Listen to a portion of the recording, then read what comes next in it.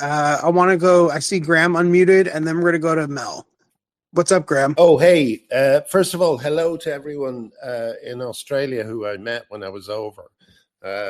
It has been a tumultuous few years, but that really cheered me up. And it's the reason I'm joining this space tonight, because I kind of associate spaces with drama.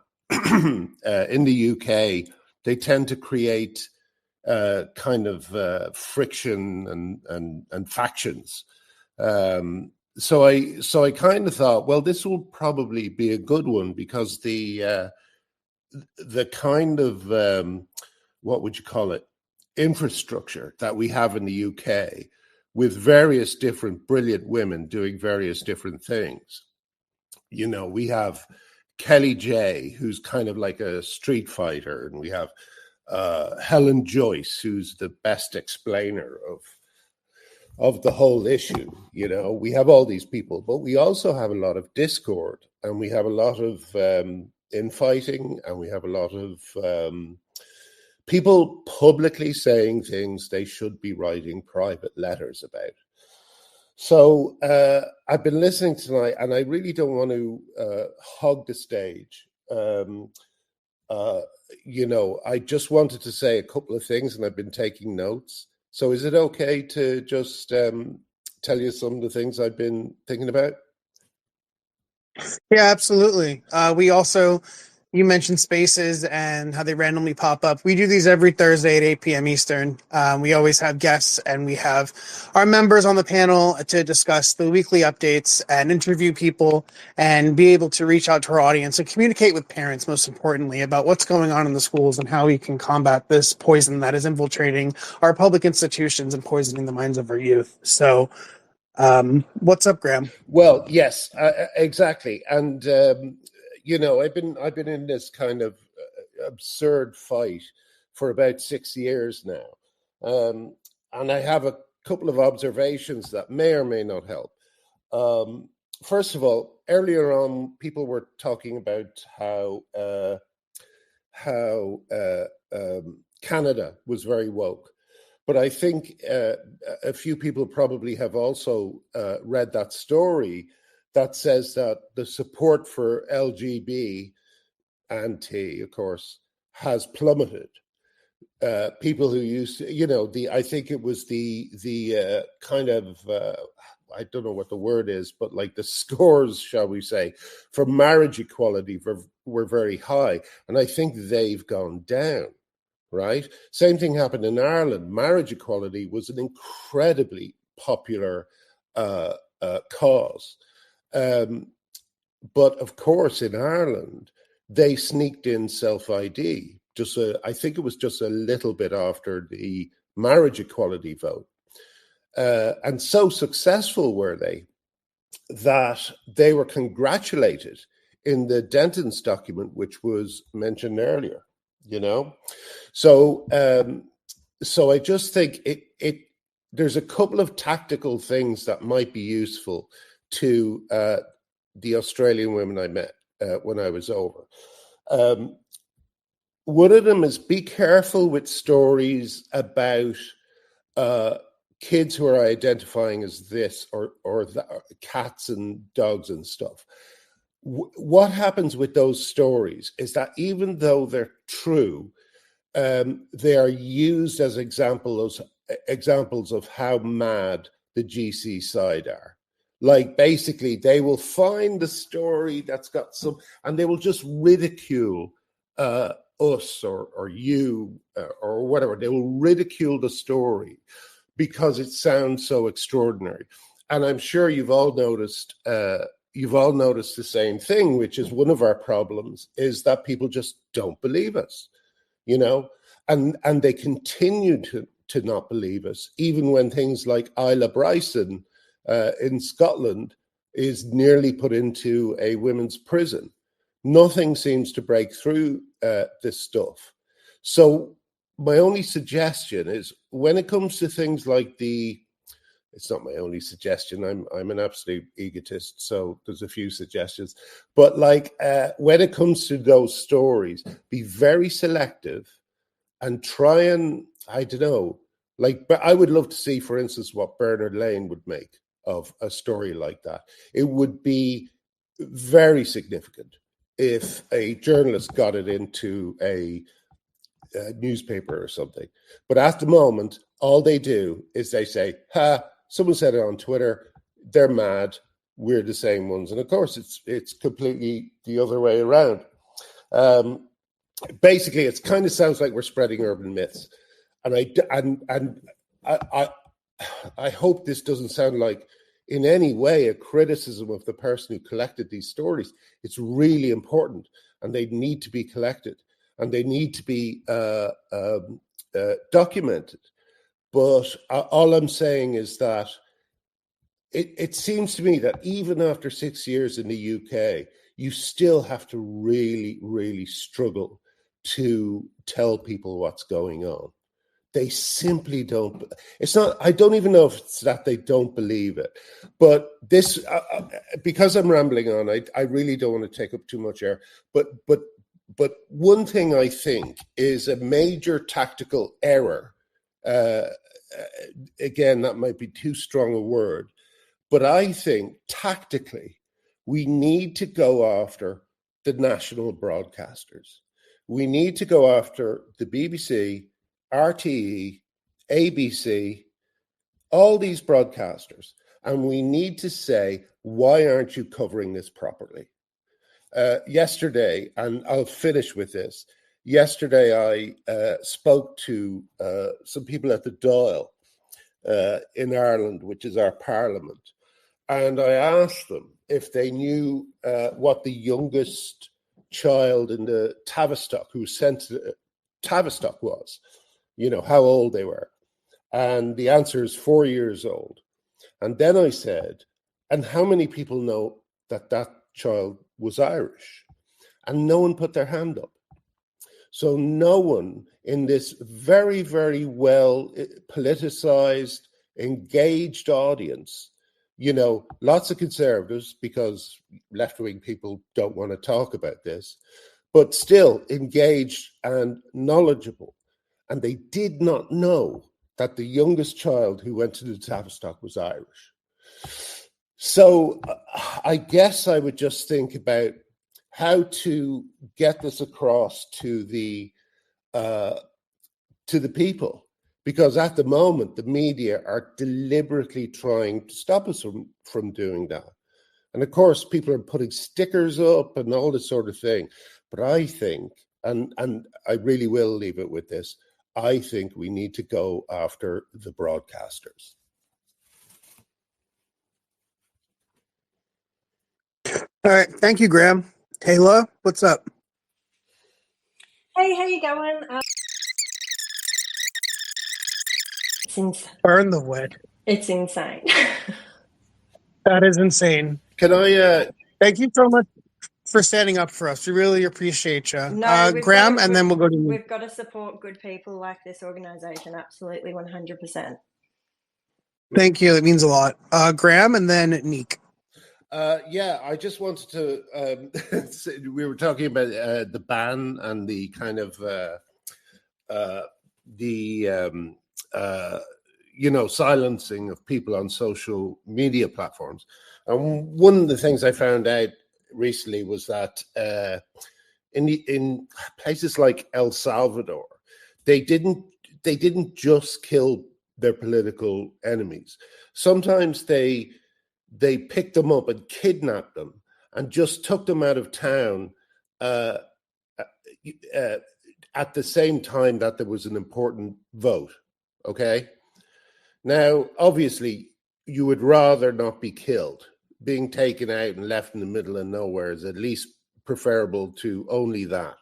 But it had the desired effect. It kept people out of the public eye, which is what they wanted. They didn't want anyone to know what was going on. And similarly, we have at the moment a kind of a coup of the same kind of a coup conducted by the same kind of people, not that they're Central American fascists. They are woke metropolitan elites. but they have the reins at the moment, you know. Anyway, I got to be careful. I got to make sure I don't wander off. But I just a couple of things. First of all, I wanted to say, you must remember now that gender ideology has brought down 3 governments: Nicola Sturgeon, Humza Yousaf, and Leo Varadkar. Rather than governments, I should say leaders. Okay. So this is a movement that brings down leaders. As you say, it's untenable. And I think that the mission we have is to make sure that untenable aspect is communicated to the media as quickly as possible. Because just like every other industry, they are being influenced by their friends who say, "Oh, my sister's non-binary, or my son is trans, or whatever it happens to be," and you know they don't want to hurt their friends. So again, just as a kind of tactical thing, I think it's very good to concentrate on what has been happening to the kids. You know, it's been very frustrating the last few years to find out that even people close to me don't care about women's rights. You know, it's awful to kind of come to that conclusion. But the one thing you can still kind of depend on, despite the fact that everything is upside down, is that people will want to protect children. So I'd say emphasize that, you know. And I know clearly the anecdotes about, and sorry, that's not to undermine them or minimize them in any way, but the anecdotes about the kids who are pretending to be cats and stuff like that. One of the reasons that is not getting through to people is because they can just say, "Oh, that's just kids." But it's like, no. There are people who are actually telling them that they're going to be able to change sex. Anyway, it's Oh yeah, it's messed up. Yeah, there are kids who walk one another on leashes in the hallways. I kid you not. It's like insane. This needs to be illegal. It needs to be shut down. I want the authorities involved, and every single person must be held responsible. It's disgusting. Get rid of this thing. It's so bad. They're identifying as furries. They're wearing tails. This is unacceptable. It really is. But here's part of the problem, right? There are people within these subcultures who are actually innocent. You know what I mean? They take it at face value. They think it's just a bunch of fun guys who dress up in costumes, okay? And that's the kind of, you know, the phrase, can't see the wood for the trees. That's what they're hiding within, okay? There's an amazing story someone told me. They said they dropped off their kid who was like 15, 16 years old at a furry convention. And the kid was like... thinking, you know, it's people like me who like dressing up and it will be great, right? But of course, the furry conventions, like they've had problems like people leaving nappies in the bins. You know, they're disgusting. But anyway, he still managed to not see any of this. And he went to bed. Next morning, he woke up and he immediately phoned his parents and said, "Take me home." And they said, "Why?" And he said, "Because I went to breakfast and it's all men in their mid-40s or 50s. So basically his parents had dropped him off at a perverts convention."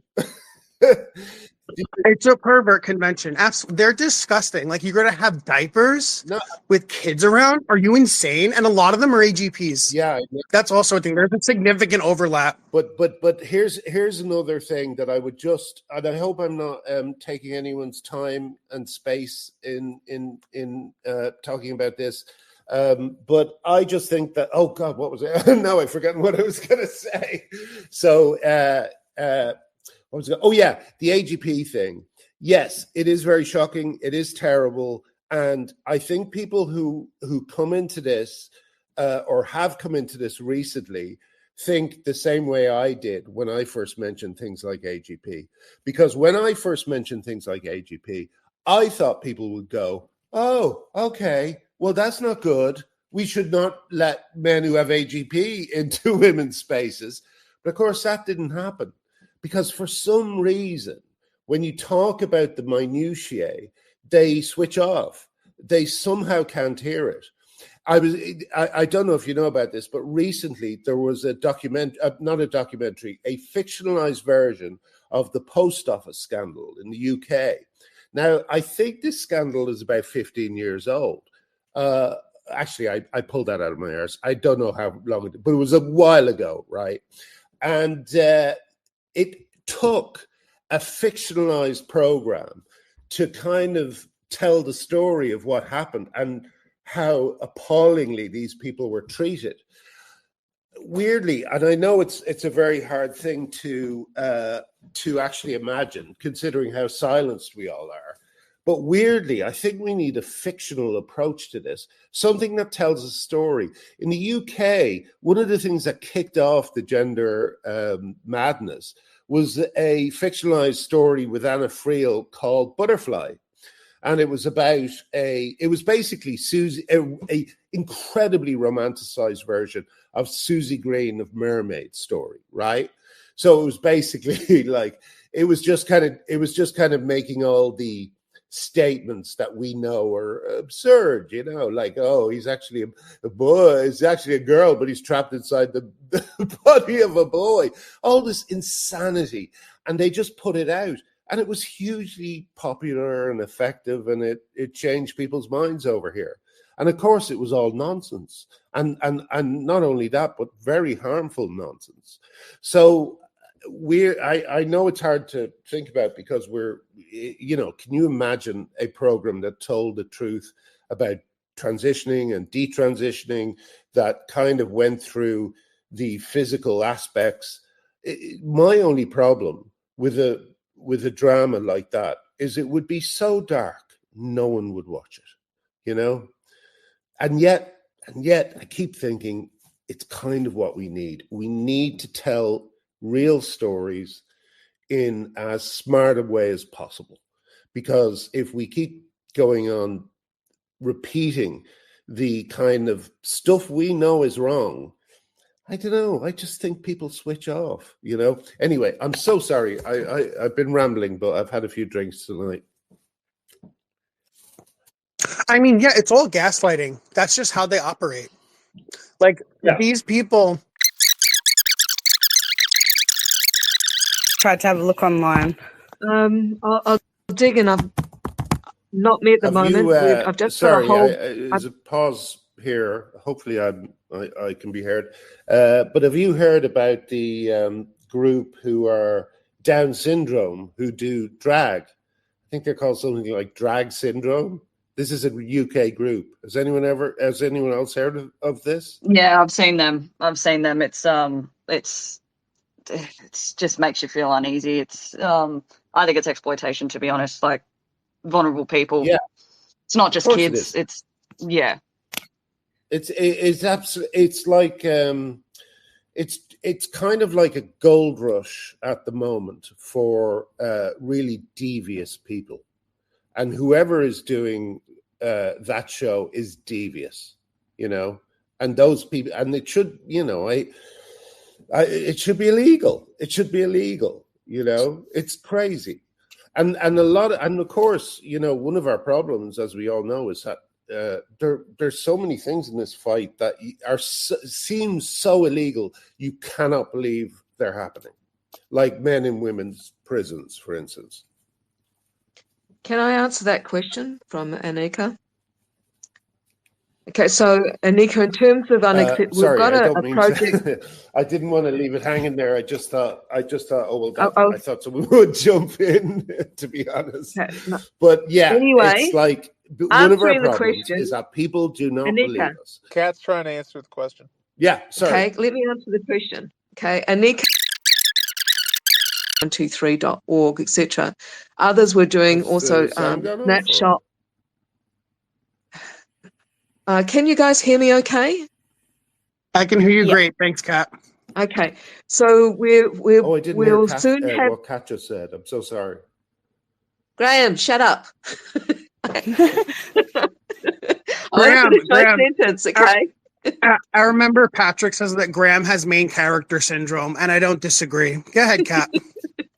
So anyway, just to make it short before I get interrupted, we are putting up a project soon called Unacceptable Contact in Nika.